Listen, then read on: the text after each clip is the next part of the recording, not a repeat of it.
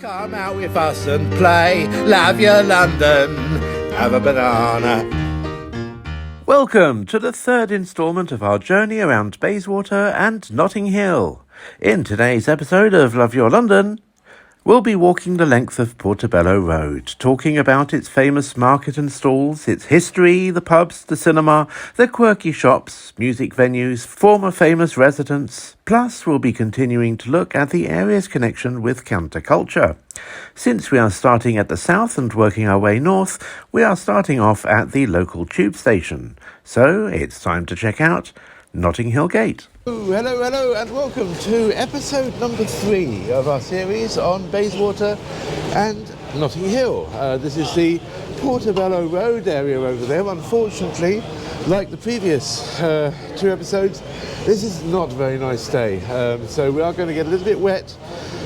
We've got our new microphones as well, thanks very much to our patrons. So obviously it's taken us about 3 or 4 years to sort of like get enough money together to get them, so we don't want to get them all wet, do we? So let's do our best. If you want to be our patron at all, then by all means, the details are here, but you don't have to. You can just subscribe, and anyway, I'll tell you a bit more about that later. So today we're going to be doing the eastern half of the Notting Hill area, and then in the next episode 4, we're going to be doing the western half, which is obviously more about all that sort of Frestonia area, etc. But let's now explain a little bit about what this used to be, because this is at the very end of the last episode, we spoke about the Gravel Pits estate, which is over there, because this area used to be all gravel pits. And as I also explained in the previous 2 episodes, pretty much most of those amazing white buildings that you see around Bayswater and the eastern part here of Notting Hill were designed by Edward Orme. And he obviously used quite a lot. Gravel was quite an important part of the construction industry. So this area on their doorstep really contributed to the fact that all these beautiful houses could be built. The whole little village, sort of like going down what is now Kensington Church Street, was called Kensington Gravel Pits. So obviously when the Romans were here, this was a very, very well organised area. This was a Roman road. There was a lot of Roman roads around here. When they left, the whole area became extremely unkempt, extremely overgrown, and full of forests and woods. And this is where Notting Hill gets its name, because it used to be Notting Wood, and this particular part of Notting Wood, that's Notting with a K, was Notting Wood Hull, and that became Notting Hill. And then obviously a gate was placed there to get into the park, and so this area became Notting Hill Gate. This whole area was full of highwaymen and bandits, and it was after Thomas de Holland, who was a nobleman loyal to Edward III and a commander in the 100 Years' War, got mugged here in the forest, that they decided to widen the overgrown Roman roads, and it decided to take more or less the shape of Notting Hill Gate and Holland Park Avenue that we recognise today. Now, we always talk about our tube stations, so this is quite boring really, so I won't go into too much detail, but basically we're in zones 1 and 2. We're on the District and Circle line, and we're also on the Central line. Being on the Central line means that particular part of the line is open 24 hours a day on weekends, which is pretty cool for the people who like to live it up here in Notting Hill. And this is an area where there is a lot to do at night time, unlike some of the other places that we've been to recently. It's the tube station, like all the stations that we're seeing in this series. Unfortunately, has no toilets. Again, there's no step-free access whatsoever. Even just to get to the tickets, you have to walk downstairs. This whole area is terrible for accessibility. Hopefully something will be done about that in the future, because this is not, I say this is not a listed station. This isn't even a station. It's just a hole in the ground going down towards. They could easily, I don't know, put a lift here for goodness sake, whatever. But yeah, it's not the best, and I feel very sorry for the wheelchair users who live in the vicinity. We actually saw a couple in the first episode of the series. The irony is there are lift shafts here. They're disused. They're not being used at all. They could easily reopen them and reuse them. Obviously they'd have to have then a lift coming up to street level, but there are lift shafts going down to platform level that aren't being used or were closed down. So in fact this station used to be more accessible in the old days. Ridiculous.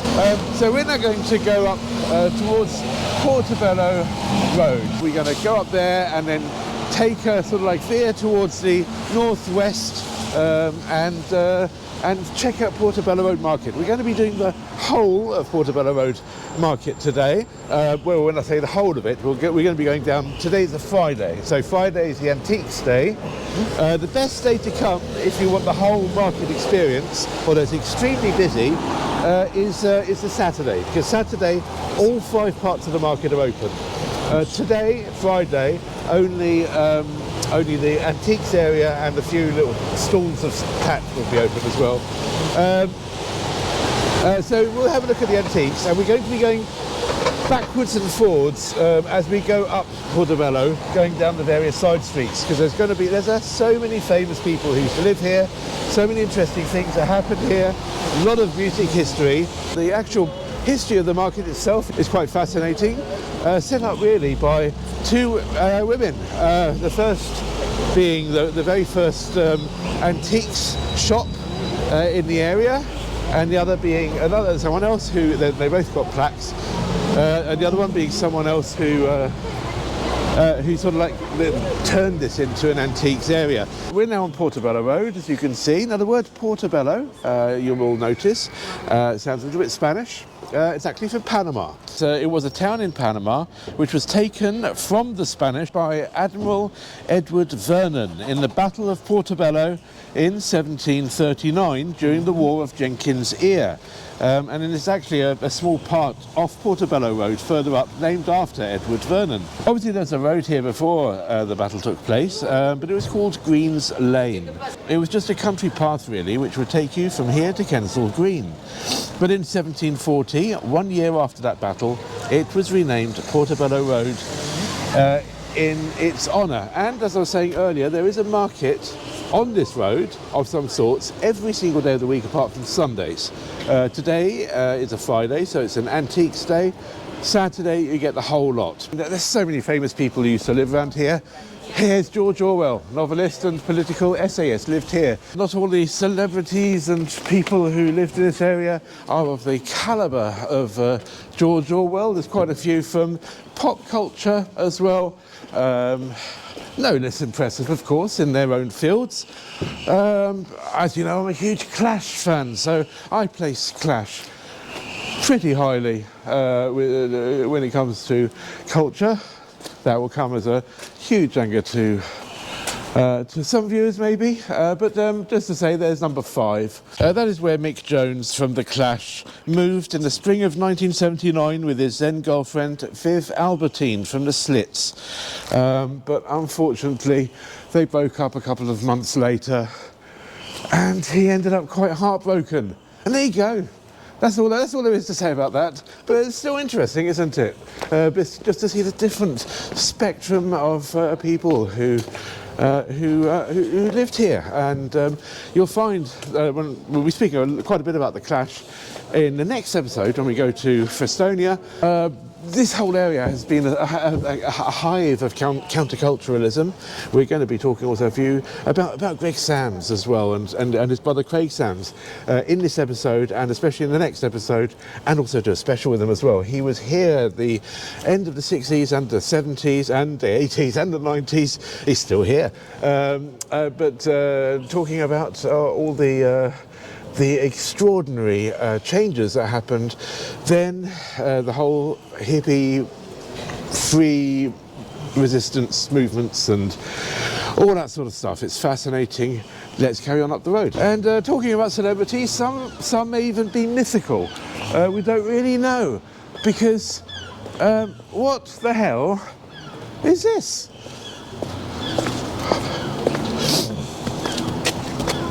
It's a door. It certainly is a door. It moves, but it's got the original bricks. No one actually knows I mean, it's probably somewhere where they keep dustbins or something. I don't know. No one actually really knows who it is. Lots and lots of people think that the various different celebrities around here had a special. They were trying to get away from paparazzi. They lived over there, and this was their secret doorway out, rather than use the front door. Right. I don't really believe that myself, because most of the. I mean, this isn't really like a lot of other countries. A lot of celebrities tend to get left alone. I know we kind of were hanging around Damon Albarn's house in the previous episode, but normally they feel quite safe to sort of. They're not going to have, unless you're Princess Diana, you're not going to have loads of celebrities outside your door waiting to take a picture of you picking your nose. So I don't really think that even quite an A-list celebrity would actually use that. But that's not to say that a lot of people do come here and have their photos taken at that door. It's very rainy today, but had this been a nice sunny day, we probably would have had to have waited our turn to have our picture taken next to the weird celebrity door. It's actually called the celebrity door on Google Maps. That is probably someone trying to find out who the secret celebrity is, because there's so many myths about it. That's wrong, isn't it? It could well be that. But anyway, or it's someone who lives there flying it. But I don't it probably will be a celebrity, someone trying to find out who it is, because so many people think it could be Madonna and all sorts of stuff. Right. And this house number 50, Chepstow Villas. That's where Mark Knopfler from Dire Straits used to live in the 1970s. There you go. Now we do have another small plaque to show you before we continue up Portobello Road, and that's the plaque of Sir William Crookes. He was a chemist and a physicist and the pioneer of vacuum tubes, inventing the Crookes tube. He also discovered plasma in 1879, and he discovered thallium.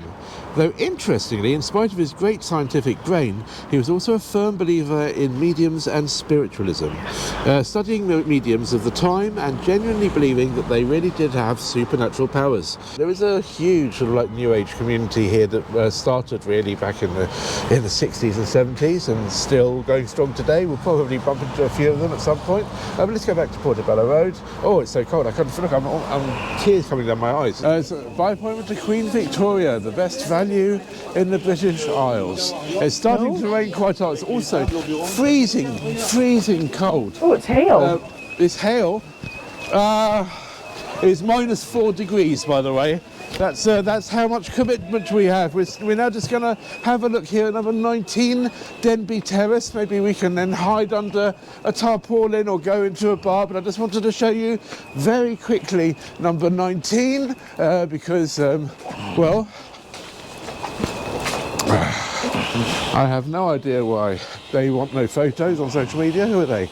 Right, so this is number 19, Denby Terrace, and this is where Peter Cook used to live a long time ago, and it was then sold to Richard Branson, who lived here in the 1970s, and it was here where Malcolm McLaren, who we talked about at length in our Ballon series, signed the contract with Virgin for the Sex Pistols. It was last sold a few years ago for £3.1 million, and it's probably worth quite a lot more now. But here we are with the hail has just abated. Fortunately abated, so let's now get to Portobello Road again. You see this building here with the interesting I remember this. the interesting sort of like bits knocked out of it. It's called Gold. This is a very perfect example of regeneration. This used to be a very, very seedy bikers bar called the Princess Alexandra. Yes. Now we're going to be talking about Lemmy from Hawkwind and Motorhead a little bit later on in this episode. But he would be here night after night on the fruit machine. It was also a place where the Sex Pistols and Thin Lizzy would hang out and get high. It then became Gold, which was presumably the very first gastropub in the UK. And what an awful thing to do, really, to a lovely pub. They even had for a while it was a gastropub, they even had their own oyster bar. I mean, you know, that was when the rot started to set in and all the lovely old pubs started to become wine bars and oyster bars, and it's these guys' fault. This used to be so seedy. Lemmy was in here every night playing the fruit machines. What have they done to the place? Anyway, at least this pub, another Lemmy hangout, is still a sorry, pub. It's still a I bit of can't a see boozer. At least it was when I last came here. Maybe they've turned out this one into a gastro pub as well, for all I know. Back then, it was called Henneke's, and this was a real beatnik place in the 50s, 60s and 70s. There's a photo here taken in 1966 or 1967. The copyright is held by the Greek journalist Manolis Dalokas, and there's so many great pics from that period. We don't hold any copyrights of these pics, so we can't really show you too many of them, but by way of courtesy, we do encourage you to visit their website. In the links you'll find the description, and you can buy their prints as well, so please do check them out. There's so many pictures of this pub and neighbouring pubs, and of course around the time when Lemmy was also propping up the bar as usual. It's a Samuel Smith pub. I'm afraid Samuel Smith's not my favourite cider. And definitely not my favourite cider, and it's £7.60 for a pint. That's outrageous. Sam Smith used to be known for having because they have all their own lager and cider, used to be known as being quite cheap. In fact, in central London, it was one of the few pubs, apart from a Wetherspoon, the Chandos was one of the few pubs where you could actually get a decent pint for sort of like under £3. And even here, out in Portobello, £7.60 for a pint of Sam Smith. The other thing about Sam Smith, which you've got to be quite careful about, not that we don't have to worry, because it's a family channel, we don't have swearing, but they have a no swearing policy, and in fact the owner of Samuel Smith, who's still around, he's a very, very old, crotchety old man, but he's been known to turn up randomly at various Samuel Smith pubs, and if he sees people on their phones, there are some pubs you cannot use your phone, believe it or not, or swearing, he will shut his own pub down without any warning. There are pubs that have been open, and he just decides, right, I'm going to close it and sell it. If he walks in and he finds someone swearing, so very strange character, but he owns the place, not much you can do about it. As I said before, this used to be a much more different place, much more of a beatnik, and then an alternative sort of hippie place, and then a rockers place. So it's now just an ordinary pub, and a very expensive pub, but a very beautiful pub, because what they have is they still have these snugs, these really low doors. I'm going to be very surreptitiously go through it. Obviously, I'm quite small, so you have to go all the way around here. And all the way back, and you've got these little snugs all the way around. I'm not going to do a tour of the pub. Oh yes, just a little bit about snugs. They came around in Victorian times mainly, and what's so sweet, obviously they had a little bit of protection for people who want to have a secret drink. Maybe they are secret lovers, maybe they are a member of the church and they want to have the odd whiskey while their parishioners can't see them. The police would often come in here, not to bust them, but to also have a little bit of a sneaky drink while on duty.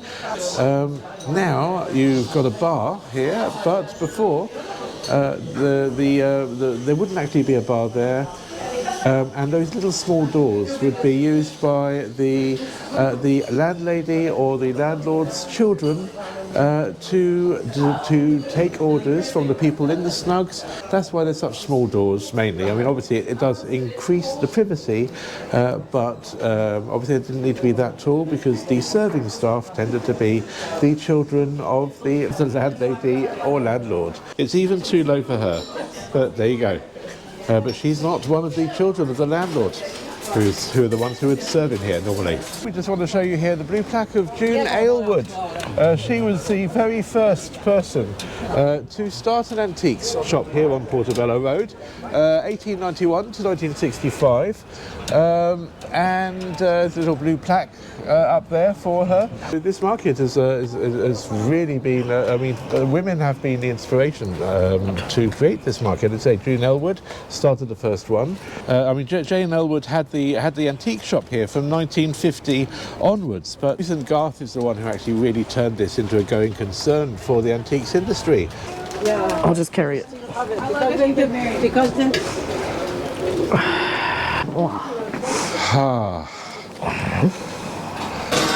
This is beautiful.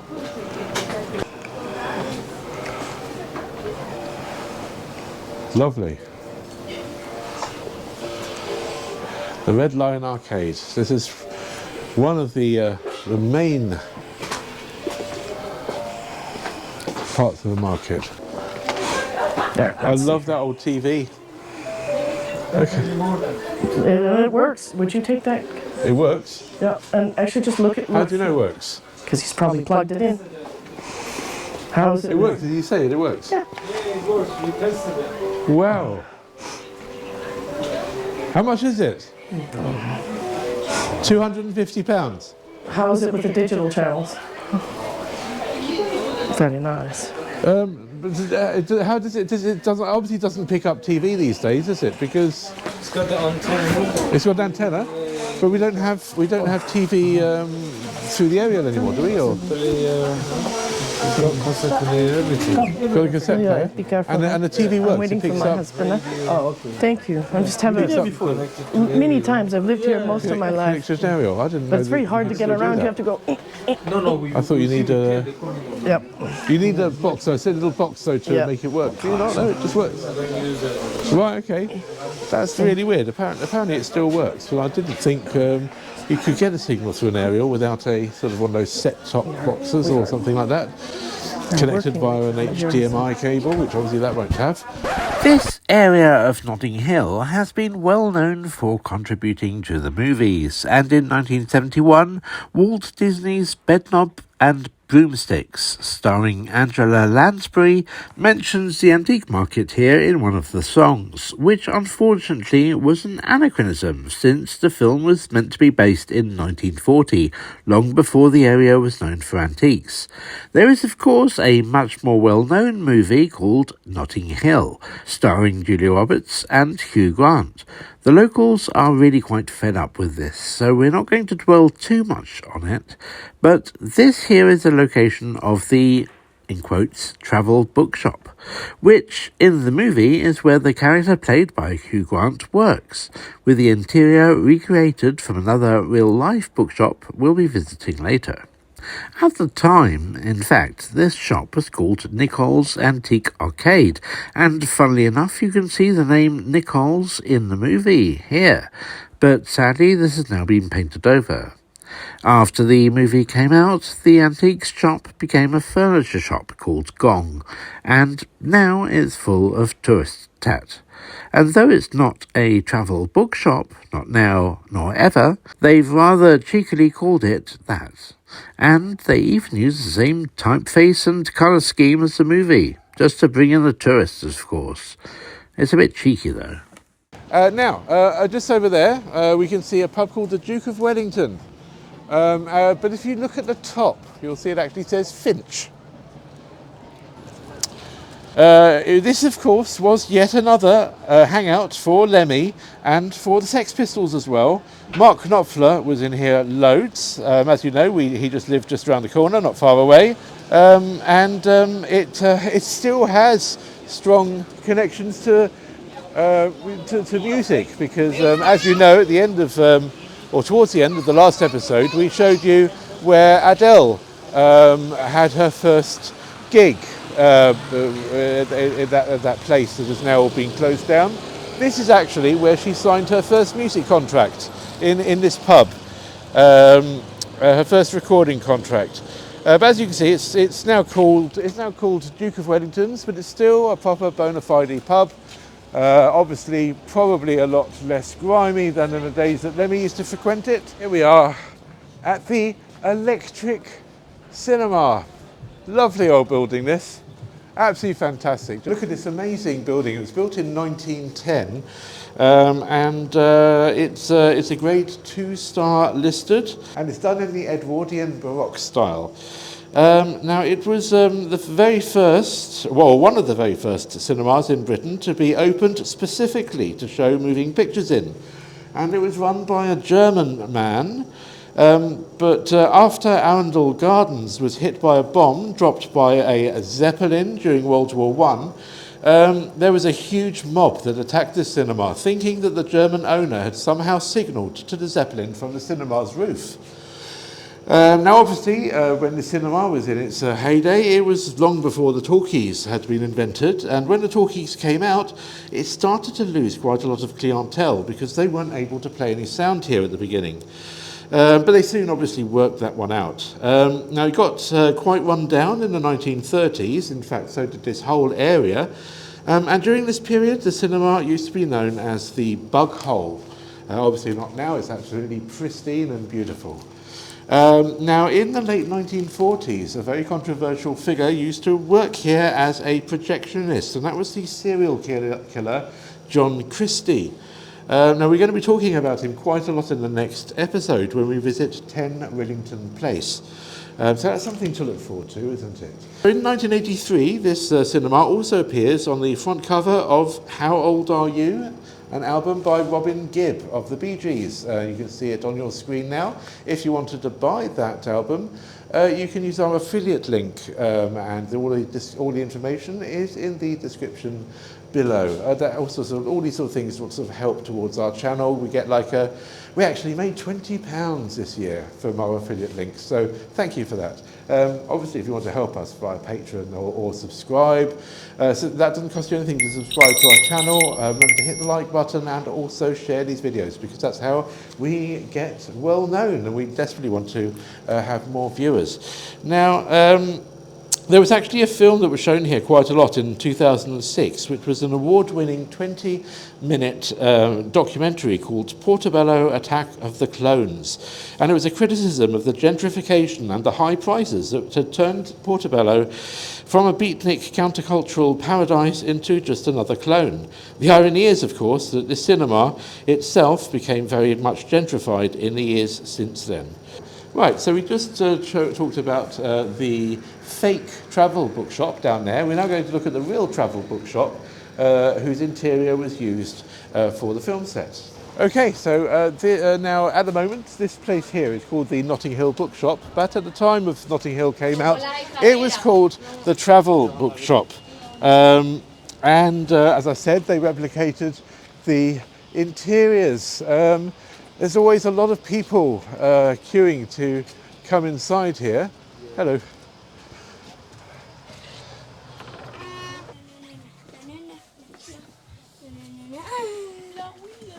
There we go, there's a sort of a vestige of the old identity as a travel bookshop. The Travel Book Company. Now, it sells everything. I'm sure it sells travel books as well. But here we have a little thing, couples looking for love amid Notting Hill books 20 years on.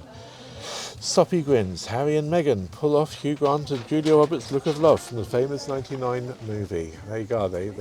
It's not just the tourists, even our royalty come here to reenact scenes of where Hugh Grant met Julia Roberts. So the reason why it stopped being a travel bookshop is because it was a bit niche. And this is obviously the rents over here are quite huge. So the original owner, as you can see here, look behind you there, the people are taking photographs because the film Notting Hill means quite a lot to a lot of people. They're all queuing up to take photos of everything. But as I was saying, it closed down because it became too niche. But the funny thing is, some bookshops can be niche and keep on. I mean, this is a newer bookshop, and this is called Books for Cooks. And as you can see here, it says no lunch service until the 13th of February. They're not open on weekends for food. This is a shop that is actually, if you come here at lunchtime during the week, there are queues all the way down to here to go to the bookshop. Now, why is that? That's because they have a kitchen at the back, and the owner, a very interesting, quite eccentric owner, actually cooks a different meal from one of the book cookbooks every single day. And it is apparently, I mean, I don't know how old my information is, but it's apparently extremely cheap. I don't know how out of date this is, because neither their Facebook page nor their website have been updated since 2016. It's open from Tuesday to Friday. You get queues going all the way out of here, and it's apparently it's extremely cheap. When they cook something from the books without planning in advance, a starter, a main course and a dessert used to cost £7 or £10 if you wanted a glass of wine with it. Okay, so now here we go to number 204, Subculture. Now, this used to be a very interesting place, and we were talking about niche shops, like the niche cookbook place we just visited. You couldn't get more niche than this. Right, now we're going to speak a lot more about this when we actually interview Greg Sams in our special, which is coming up shortly. But basically, this place here was the location of quite a unique shop called Strange Attractions, which opened in 1990 and was indeed the very first shop dedicated to chaos theory and to fractal art in particular. Trading under the name Chaos Works, Greg Sams was one of the first people to introduce the wonderful psychedelic artwork created from chaos theory. You'll see on the screen now a typical example of a Julia set. Greg would sell a lot of the artwork here, as well as license some to other creatives, such as Space Tribe. Now, incidentally, this was also very close to where the very first rough trade record shop opened in 1976, though they soon outgrew their premises and relocated to 130 Talbot Road around the corner. And of course, they have another branch called Rough Trade East, which we already covered in our lockdown special when we visited it with our friend Mary Stewart, previously known as Sterling Roswell from Spacemen 3. We're on a hunt for some vinyl of the local proto-punk band Pink Fairies. Will we find any here? Well, at the very least, we should find at least some Hawkwind. This, in fact, was the very first of the albums to feature Lemmy on bass. Yeah, it's such a shame, really, that we couldn't find anything by Pink Fairies with Twink on drums and all that stuff. Twink actually isn't from Ladbroke Grove, but the rest of the band were from Ladbroke Grove, so they are very much a Ladbroke Grove band. And Hawkwind met the Pink Fairies at a festival in Bath in 1970, and it was from then on that they were touring together. They were best friends. Both of them did Glastonbury in 1971. I think Pink Fairies were there in the original 1970 Glastonbury Fair. But whenever the Pink Fairies and Hawkwind joined forces, they called themselves Pinkwind, which is a rather cool little portmanteau word there. Now, when Hawkwind sacked their bass player, Lemmy, in 1975, Paul Rudolph from Pink Fairies took his place, though he didn't actually last very long. And of course, Lemmy went on to much bigger and greater things, setting up his own band as the bassist and lead vocalist of Motorhead. We actually have one of Lemmy's close girlfriends, long-term on and off girlfriends, watches this channel occasionally. So hello, won't name names, but you know who you are. We were just talking now about the bookshop and the time when Julia Roberts says, "Oh well, where do you live?" And he says, "I'll just live a few yards." I think it's 18 yards away, he said. 18 yards, that's my house there with the blue front door.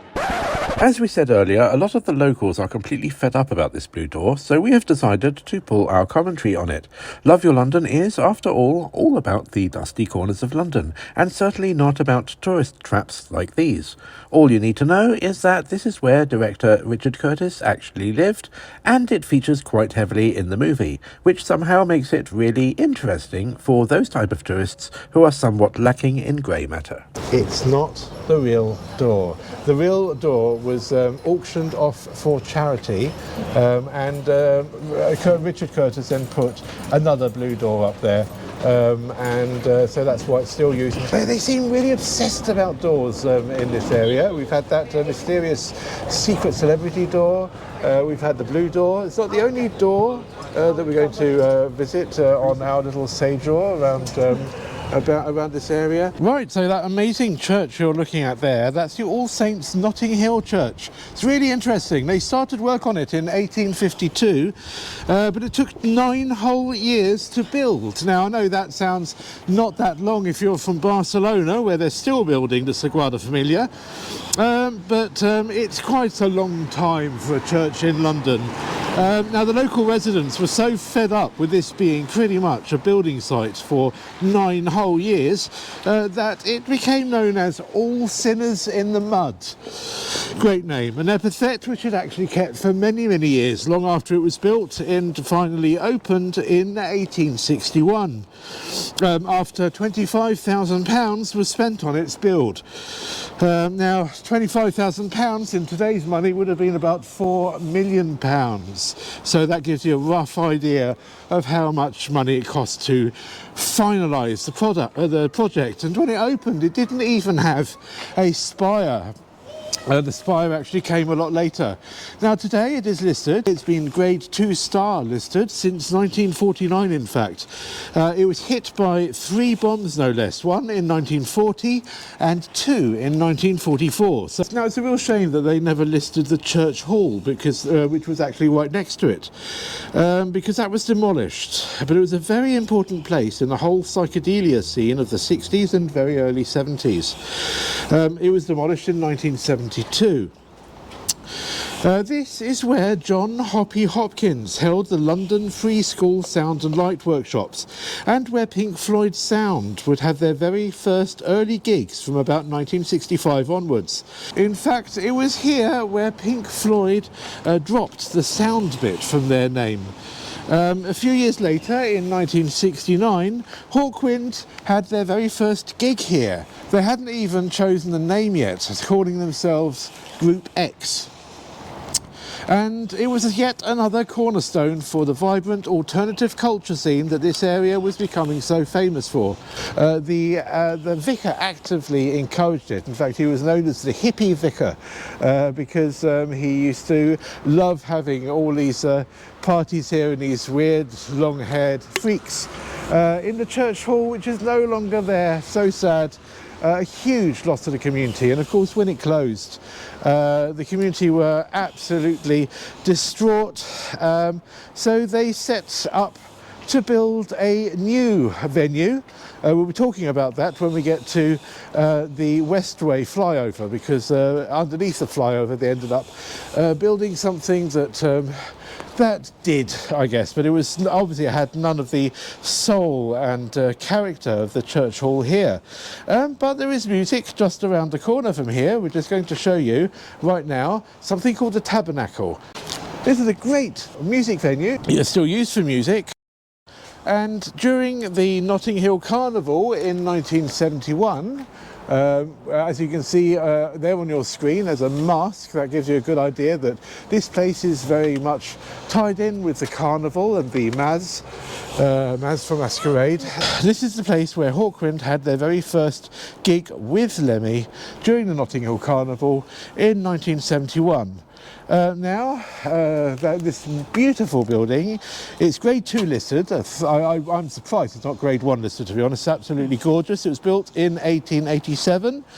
It was also a rehearsal space in the 1990s for both the Rolling Stones and Pink Floyd. And funny enough, it's probably the cheapest place around here to drink. A pint of Aspel cider only costs £5.10. Which is cheap for London, believe me. I know that not that many series ago we were bemoaning the fact we were paying £4.50 inside a very nice pub in Angel overlooking the canal. But as you saw earlier, we had a rather not very nice pint of cider at the Sand Smiths at the Earl of Londsdale, costing £7.20 or 60. I know, £7.60 I think. Can't remember now, it was a lot. I tried to blot it out of my memory. Here you can get a pint of Aspells for £5. Well, they have lots of events on in here, lots of art exhibitions. They have a boxing ring as well, so they have boxing matches. And of course they have music. But there's a lovely little seat inside here which we want to show you. Yes, so this is really fun, isn't it? Look at this, an old little bit of a tube. I guess it's original. Seems original. But what I really like about it here is the carnival line, also done in the new Johnston font, the correct thing. So off-peak running times between stations, sound systems, MADs, community, good food, friends, good vibes, dance. You can change it to the chipping, jump up, and wine line. Heritage, inclusivity, NHS, that's Notting Hill Carnival, happiness, positivity, joy, cultural significance, family, unity, love, steel pan, calypso, and live stages. I love this. It's a really nice little touch. Just up the road from the Tabernacle is the Globe. This is a legendary club. Okay, so our microphones ran out of battery at this juncture, so I'm going to do this little bit as a voiceover. The Globe was opened in 1960 by the Jamaican actor and bodybuilder Roy Stewart. You may have seen him in films like Carry On Up the Jungle and Live and Let Die. Everybody used to come to this place for drinks, from Jimi Hendrix to the Rolling Stones, Bob Marley and The Clash. It recently changed management, and apparently it's up for sale again, because it's listed here in the Wentworth Anderson estate agent's website. So I really do hope that the new owners keep the vibe going, because it really is a legendary place. The current owners showed us around inside, which was really nice of them, and you'll see us being shown around while I'm talking over this bit. What the club really is most famous for is that Gaz's sound system normally rocks up outside during the Notting Hill Carnival. Now, we're going to be talking a lot more about the carnival in the next episode, but for those who don't know, for 2 days of the year at the end of August, since 1966, this whole area goes crazy. It's one of the biggest carnivals in the world, with Rio's only really being slightly larger, because Rio's has 2 million people a day, whereas Notting Hill normally hosts 2 million people over 2 days. There's a big sound system outside this place here every year, with loads of soccer, ska, jive and reggae, and each year it has a different theme, and the person running it is of course Gaz Mayall of Gaz's Rockin' Blues fame and the Rocket Lounge at Glastonbury. So on your screen now you'll see a little snippet of the 2009 Carnival, which happened outside the Globe, which was filmed by a YouTuber known as Paradise Plus 2. I'm just going to show you a little bit of it.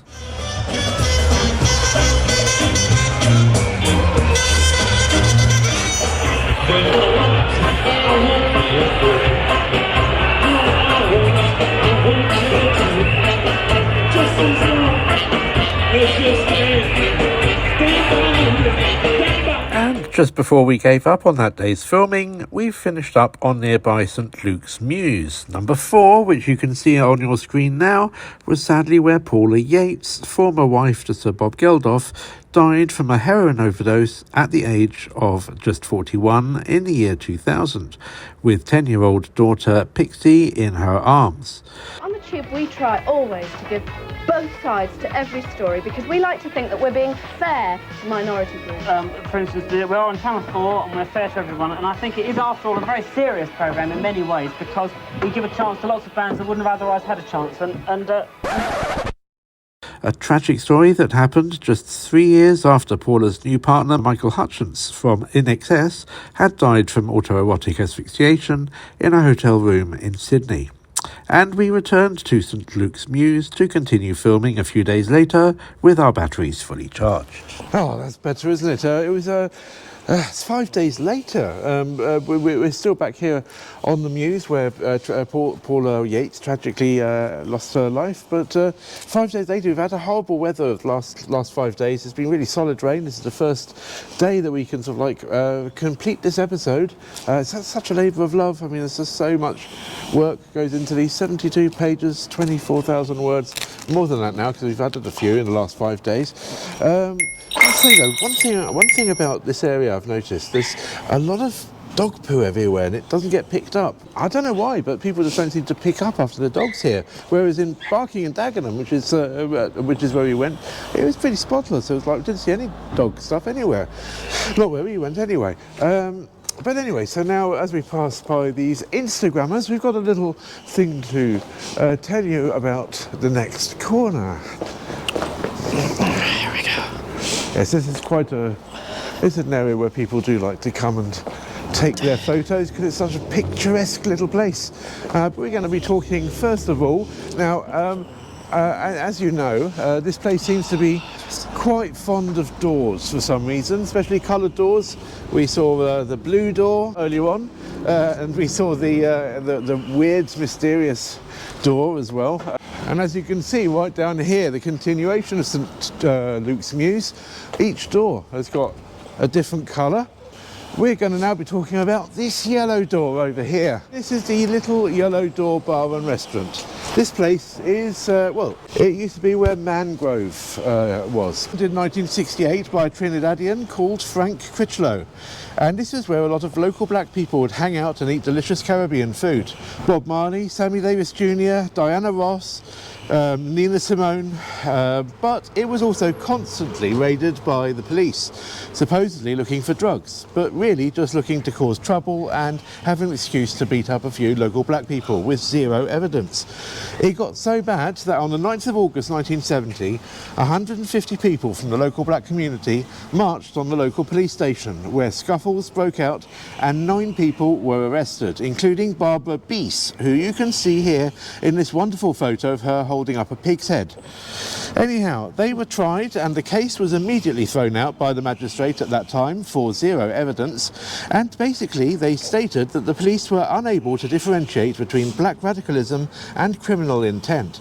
But quite unbelievably, the Director of Public Prosecutions reinstated the charges and the Mangrove 9 were rearrested in dawn raids. Okay. But basically, the court case lasted 55 days and it was quite groundbreaking because in the summation, because obviously again the Mangrove 9 were eventually, well, the main charges were dropped, the main charges of incitement and all that stuff. But what was really groundbreaking is that in his summing up, the judge, Edward Clark, himself said that the case had shown evidence of racial hatred on both sides. So this was the very first public acknowledgement that the Metropolitan Police are racially prejudiced. The Metropolitan Police tried and failed to get that remark withdrawn. Now, things have taken a very long time to improve. Let's not forget that in the 1998 public inquiry into the Stephen Lawrence murder, Sir William Macpherson concluded that the Metropolitan Police Service is institutionally racist. It's obviously a lot better these days. I mean, if you come here during Notting Hill Carnival, which we'll be talking about in the next episode, you'll see that there's lots of police presence, but they are generally, unless there are certain flashpoint areas, late, sort of like after the carnival's finished. But generally, they're very sort of like jolly and turning a blind eye to various funny smells that might be happening, and generally sort of like, you know, they're even, you know, they're taking part in smiles and whatever. So things have changed a lot. But even, I mean, it's not perfect yet, obviously, but even as recently as 2015, the then Commissioner, Sir Bernard Hogan Howe, admitted that there was still evidence of institutional racism among the police force. You can watch the 2020 2-hour 8-minute documentary Mangrove which is part of Steve McQueen's Small Axe series. Not that Steve McQueen, the other one. Or if in the UK, you can watch it for free on BBC iPlayer. The link is in the description. It really is a fascinating story, and it was a landmark on how to defend oneself and assert oneself, not as a victim, but as a powerful person and representative for the community. But right next door to the yellow door is this place. It's now Zoe and Morgan. This was the very first health food shop in the UK. Well, the first one where you could buy more than just brown rice and whole wheat. Now, you'll remember that we told you all about seed. Well, Greg was fed up travelling around London to various places to get all the ingredients. So, entrepreneur that he is, he set up here in 1969 a shop that sold everything. Chickpeas, seaweed, stuff that we take today for granted, but back then it was very hard to source. And he called the shop Ceres, after the Roman goddess of agriculture and grain crops. Now, you can, the thing is, you can imagine what it was like next door, living right next door, having this place right next door to Mangrove, which was being constantly raided by the police at that time. Mangrove would get visits by the local council, just people basically hassling them, saying that they needed more fire exits or whatever, but they'd also come here to Greg's old place and start hassling them too. And the reason they gave was, well, basically, this was sort of like after the whole, the first initial court case, the council would say, well, look, we're hassling Mangrove next door, and so that we're seen as fair, we have to hassle you as well. Otherwise, they'll think we're being prejudiced. But by 1970, they'd had enough of this store in its guise, and so they moved to a much larger store at the top end of Portobello Road, which is actually where we're going to be ending this episode later on. We'll tell you more about the second and far more influential Ceres when we get there. After they did leave in 1970, this venue did continue to become a place where Craig and Greg Sams operated from for a while. They converted this place into the very first working men's cafe that sold health food, called Green Jeans, but it was a bit of a loss maker, so it did close some time later. This is the corner of Basing Street and Lancaster Road, and this used to be a chapel, but what it's most famous for is it used to be where Island Studios was, later known as Basing Street Studios, and it was based here between 1969 and 1982, and a lot of famous records have been recorded here on their state-of-the-art equipment. So Led Zeppelin recorded Stairway to Heaven here, and Bob Marley even rented out a studio flat there while he was writing Exodus, which of course was also recorded here. Now in 1983, the studios were bought by Trevor Horn from the Buggles. You may remember in our Aldgate episode, we spoke about his Psalm East studios just at the bottom of Brick Lane / Osborne Street. And we said that he also had a Psalm West studio, and that we'd be talking about it when we got to our Notting Hill episodes. Well, here you are, as we promised. Now, sadly, in 2013, it stopped being a studio, and guess what it is now? Luxury flats! Yay! Yes, this is definitely Instagram central. Yeah, as you can see there, this place is full of Instagrammers all wanting to show all these colourful buildings. A lot of them have got signs on their front saying no Instagram, but people still do it anyway. This one, which is a lovely green colour, no one's here at the moment. I'm sure that they will do in a moment. But this is number 37, Lancaster Road. Now, many years ago, we did a special on The Clash, when there was an exhibition on at the Old Museum of London. There's a link, of course, in the description where you can watch it. Now, I'm sure you remember that green and pink writing on the cover of their London Calling album. Nothing to do with that, although this green is very similar. But as it happens, this is where Joe Strummer of The Clash, one of the many places that he lived. Joe Strummer actually lived in at least 8 properties in this area alone, including a lot of squats. But it was here where he lived the longest, from 1983 until 1991. He only left because one of his daughters found a syringe in a nearby playground and Joe decided that he was going to move to Andover in Hampshire. It was the very last time he lived in London, which is rather sad to be honest, as he's so synonymous with the London scene, but I guess he did it for the best reasons. This is the greenhouse, and as you, lots and lots of people like their photos in front of these colourful buildings. Incidentally, remember that pink house we passed earlier, number 43 Lancaster Road? Well, since filming last February, it has been painted grey, just like numbers 41 and 39 beside it, in a concerted attempt to make the street less Instagrammable. A campaign has started to try and get other neighbours to follow suit. While we understand the residents' frustration of having people constantly take photos of their properties behind pouting wannabe influencers, it has made the street a lot more drab than it used to be. So what do you think about this? Let us know in the comments section. And before we leave Lancaster Road, we must mention that William Brayley, who was one of the 8 orchestra members who died on the Titanic on the 15th of April 1912, was, prior to joining that fateful voyage, living at number 71. This here, number 20 actually, I'm pretty sure I'm right. Yes, it is, number 20 All Saints Road. Now you remember in our episodes on Battersea and Clapham Junction, well basically episode number 4, the one on Clapham Junction, Sharon and I reenacted a little scene from the Magical Mystery Tour where Ringo Starr gets on the bus with his auntie.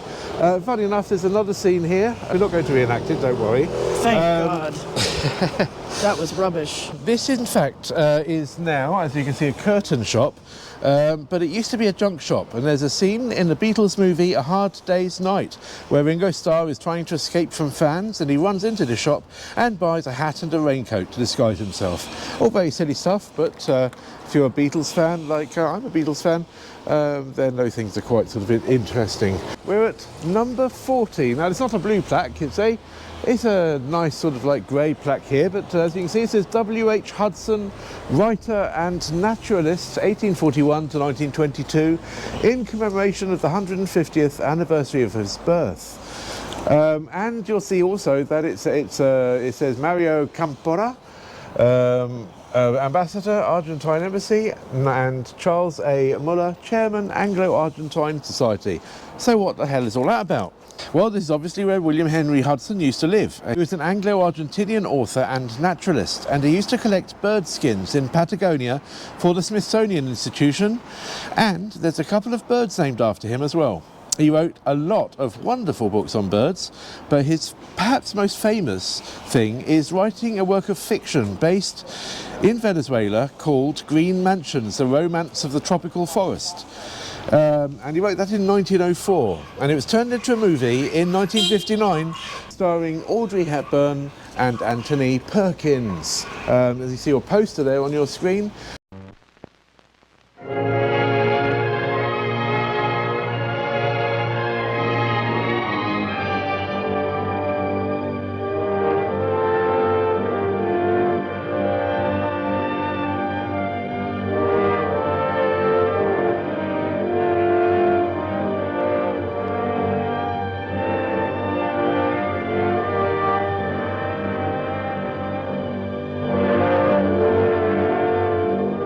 In the pathless jungle, beyond the Amazon, looms the Green Mansions, great forbidden forest, shrouded in the mystery of the unknown, a hidden world of green where she lives. Rima, the untouched girl of the virgin forest, worshipped and feared by savage tribes, and now loved as a woman for the first time. Tis love I feel. I know it now. Yeah, so here we are, we're in Westbourne Park Station. We haven't done a station for a while. Yeah, there's not very much we can really talk about this one. It's in Zone 2. It's on the Hammersmith and City line and on the Circle line. And like all the stations in this general area, or at least between here and Bayswater, there are no toilets. And it's not accessible. It's all steps and everything, no lifts, nothing at all. Sorted out, please. But yeah, so what else can I tell you about the station? It opened in 1866, but it was actually demolished in 1871, which made it the very first tube station to be demolished. It was basically just to the west of where we are now. That's the original station. And a new station opened just one day after the old one was closed, amazingly. Yeah, so a bomb was found here in 1913. It was left here by the suffragettes. But other than that, not an awful lot of exciting things have happened to this station. But one interesting thing of note is that engineers, while building Crossrail, discovered here an old Victorian turntable for train engines, as well as an engine shed. Now I know that there's now lots of new tracks there, but I'm not sure what they've done with what they found. Maybe if you know something, do tell us in the description. And of course, just over there is the dreaded Westway. You can see all the cars rushing over it. Now we spoke about that a lot in our last episode. Now there were protests when it opened because it's a very, very much maligned thoroughfare. We spoke about all the protests that happened. We are going to be talking a lot more about the protests a bit later, and also in the special episode that we'll be doing. But just over there on the other side of this Westway, there's a road called Acklam Road, and Acklam Road was also a scene of a lot of protest. You see, as I said earlier, the originally, only about between 3,000 and 4,000 families were meant to lose their homes, but in the end it was 5,000 families lost their homes for every single mile that this was built. But the thing is, back then, if you lived really, really close to the Westway, but your house wasn't going to be demolished, you get no compensation whatsoever. So there were people on Acklam Road who were literally right next to this whole development. They were getting the fumes. It was right outside their window. This awful mess. So there were lots of protests. There were banners going up saying, "Get us out of this hell. Rehouse us now." And there were, in the end, 41 houses on Acklam Road were eventually demolished and flats were built. And they tried to even, they were so desperate to get some good publicity. Even the young 19-year-old Prince Charles, of course, now our monarch, went over there. They were hoping that would bring a little bit of good PR, but people jeered and booed. It was dreadful PR in the end. He was also going to be at the official opening, but instead that was left to the junior transport minister, Michael Heseltine, who of course also got jeered. So the project itself has been lambasted ever since, with the British Road Federation calling it one of the most insensitive and socially unacceptable examples of motorways.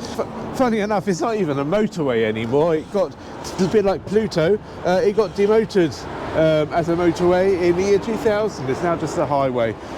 So it's not even a motorway, all that fuss, and it's not even a motorway. Now, we mentioned earlier that hippie church in All Saints that was demolished in 1972. Obviously the local hippies lost a huge community area, and they put a poster up underneath the Westway after the church hall was being demolished, and it said, I'm going to read you from here, it said All Saints Church Hall is being pulled down. Perhaps a public hall should be built under the flyover. And so there was, and it was called Acklam Hall. And it opened in 1975, and the very first night was a benefit gig headlined by Joe Strummer's pre-Clash band, the 101s, which is named after another one of the many squats that he lived in this area, 101 Waterton Road, which is actually right over there. It's not that far from here, but we don't actually cover it within the series. We'll be covering it when we sort of do Kensal Rise and Maida Vale and that sort of stuff. Now, unfortunately, it was targeted a lot by the National Front skinheads, who even set the place alight one night. Acklam Hall became Subterranea in 1989, part of Vince Power's Mean Fiddler group, and they put on some great gigs. It was sold in 2003, but in 2018 was relaunched as Subterranea again.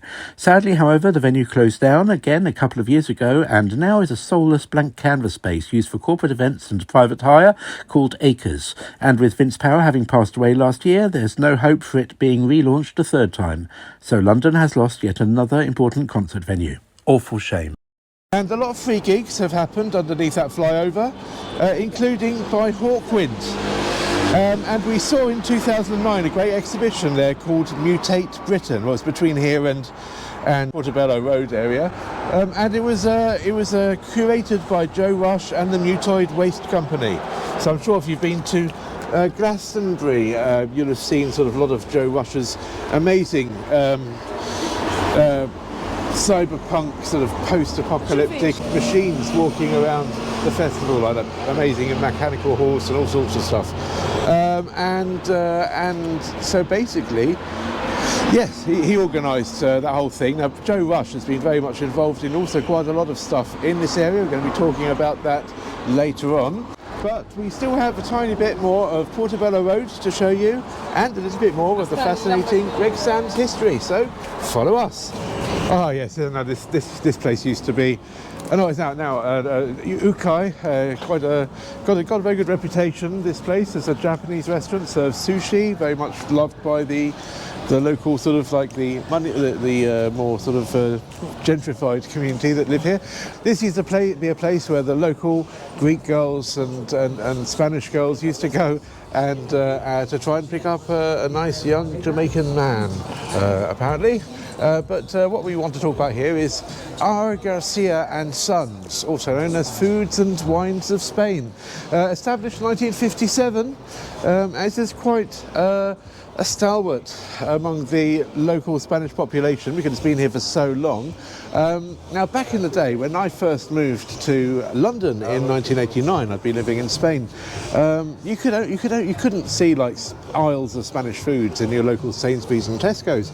You had to come somewhere like here to get bomba rice or even olive oil. I mean, you could get olive oil in other places, but normally if you wanted to get olive oil back in 1989, you had to go to the chemist to get oil for cleaning out ears. It was not always that easy to find sort of olive oil and everything. Now this place, obviously it used to be the place to get all this stuff, but it's quite odd because it's so expensive, to be honest.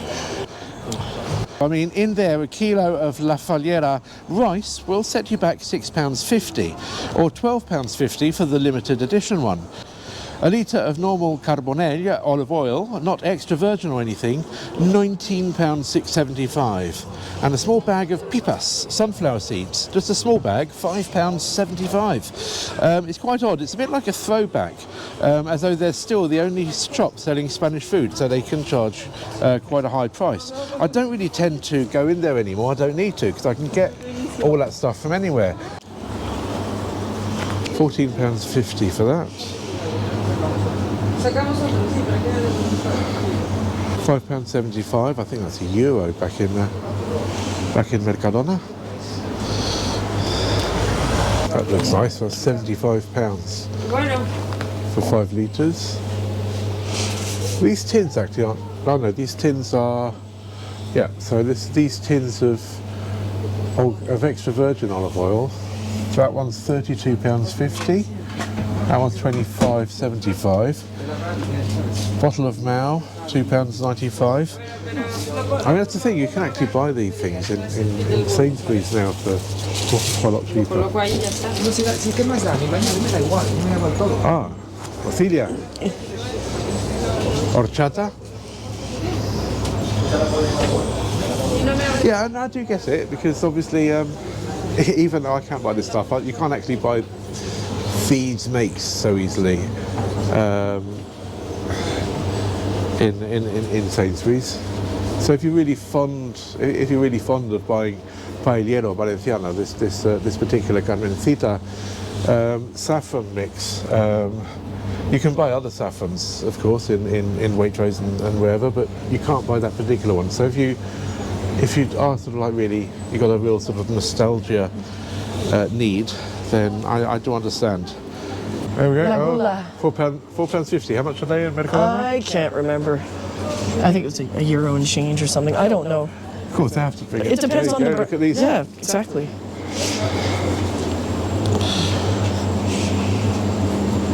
£3.25. That's not too much for a bite-up.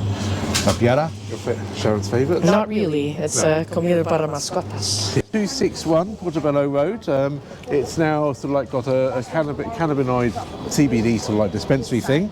And, on the 18th of December 1968, John Lennon and Yoko Ono staged a performance piece at the Royal Albert Hall called The Alchemical Wedding, in which for 30 minutes they sat on a stage while the performers played music, and then at the end they climbed into a large plastic bag where they remained motionless as an artist played a flute at them. Now, Lee Harris, who was one of the stalwarts of this area, he found this was back in 1968, remember? He found this to be a very moving experience, and a couple of years later, in 1971, he set up London's very first culture shop, which is a sort of head shop, if you were, where people could buy interesting postcards and books and stuff brought back from places like India. Lots of things to do with growing special herbs and that sort of thing. And so he called this shop Alchemy, after the alchemical wedding that he attended. And this is where it used to be, sharing premises until recently with a tattoo parlour. It's now, as you can see, a CBD dispensary. This place became a paean to Rastafari culture. He also edited and published his own magazine, Homegrown. Things did get a bit dicey for him in 1988 when Thatcher brought out the draconian amendment to the Drug Trafficking Offenders Act, in which they wanted to arrest head shop owners not for selling drugs, which he didn't, but for selling anything that can facilitate articles to smoke cannabis, from pipes to seeds to bongs, etc. And Lee was the very first to be arrested. He got arrested for 3 months, but he was released on bail straight away, and he spent 18 months battling the system in order to prevent other head shop owners from being prosecuted. A fighting fund called the Alchemy Defence Fund was set up at the London School of Economics, where comedians Mark Thomas and Arthur Smith performed alongside the likes of poet Benjamin Zephaniah, and he won the case, saving the fate of head shops in the whole country.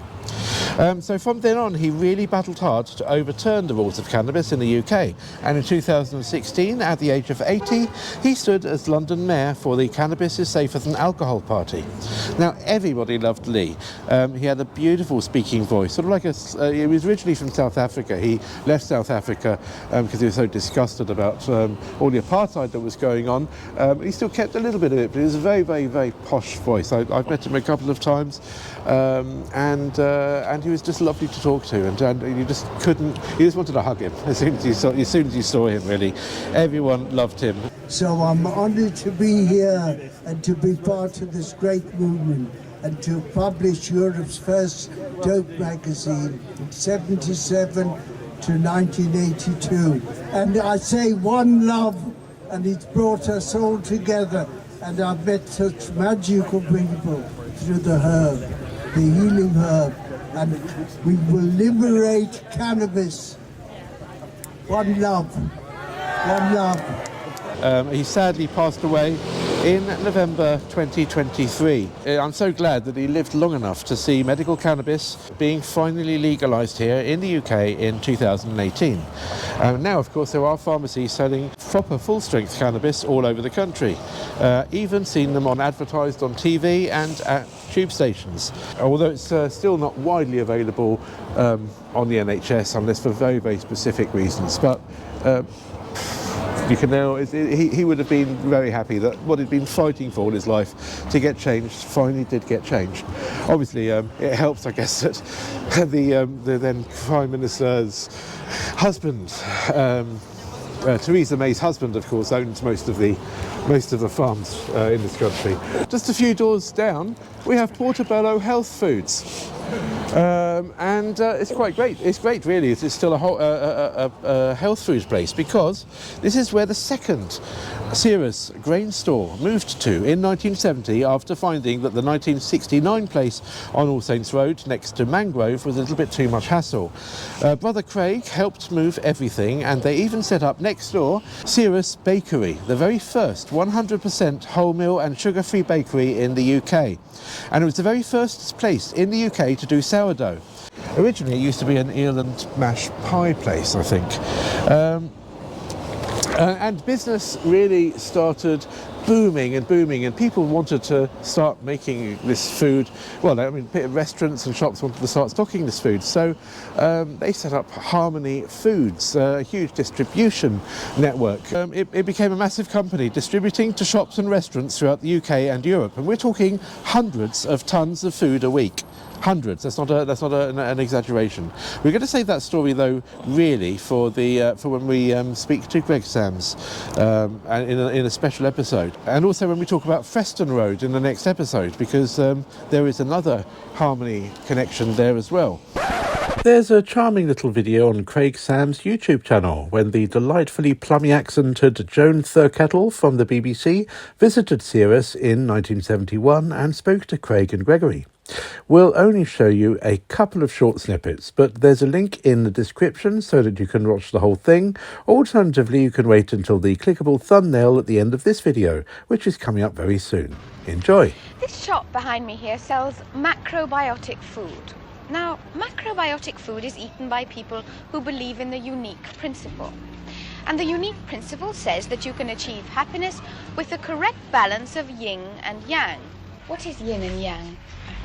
Yin and yang is a convenient classification system. In other words, you can say, for example, a woman is yin, a man is yang. The moon is yin, the sun is yang. Night is yin, day is yang. Greg, can you describe to me what I'm actually eating? Tastes very nice, but what is it? You have whole brown rice there, which has just been pressure cooked with sea salt. Yes. The greens are kale, which have been lightly sautéed. And these dark green strips? That's a type of seaweed called wakame. Oh. This is where we're going to end this episode, so it's been quite a long one. So that really just leaves us, as we stand underneath the Portobello Garden Arcade, to say...